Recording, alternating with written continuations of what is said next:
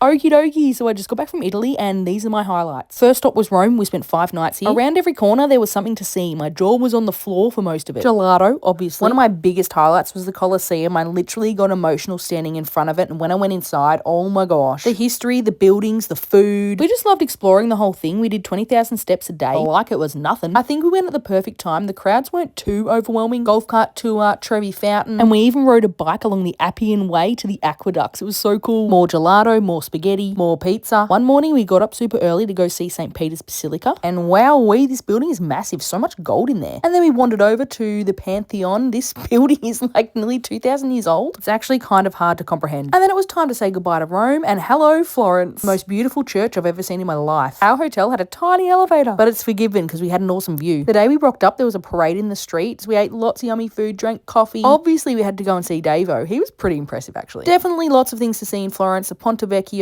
These were the streets. It was packed. Everyone was in Florence apparently. What a view. Then on our last day, we got out of town and we did a cooking class. This was definitely a highlight. We made fresh pasta, ragu, tiramisu, bruschetta, not bruschetta, all the Nutella you could ever want. And then it was goodbye Florence and hello Castello di Verona. This was a castle in the Tuscan countryside, and look at this view from our bedroom. We just spent 2 nights here. They had thermal pools and it was very relaxing but very expensive. And then it was a train to Bologna. This place stole our hearts. So much cheese and mortadella. The food here, unrivaled. We took the San Luca Express. It's like a little car train, and it takes you to the beautiful church on the hill, and you get to climb up the church and you get to the top and you have this wonderful view. So much green. And I actually got dizzy running down these steps. Did I mention the food? Because the food was a highlight of Bologna. The nightlife, the vibe, there was a lot of music going on. It just felt very welcoming and we felt very comfortable straight away. Also, it's very close to Venice, only 1.5 hours by train, which we obviously made the most of. We spent 1 whole day in Venice. Just took the train there and back, and we got lost in the streets, took a gondola ride, obviously. Is it expensive? Yes, but you gotta do it right. And then it was time to leave Bologna. We took a train all the way down to the heel of the boot, and we spent 2 nights in Matera, which was such a cool town. People lived in caves here until the 1960s. All of the hotels and the restaurants are built deep into the caves. Felt like we were in another world. And then it was time to move on to Monopoly. On the way, we saw the Trulli houses, which was so cool. And then this is Monopoly. It's a coastal town. It's all white stone, crystal clear water. That's me. And it was the best place to finish our trip. This was our last destination. It's not summer yet in Italy, so the water was freezing, but we did get beautiful sunny days. Highlight for me was a catamaran trip along the coast. That is a restaurant in a cave in a cliff. Seriously, the Puglia region of Italy is so beautiful. I'm so glad we got to see just this small part of it. And then it was home time. I was a little bit sad to say goodbye, but we had to get back on the train to Rome. I was exhausted and sun-kissed. I was so excited to get an actual stamp in my passport. And then it was back to freezing Melbourne. Thank you, Italy. You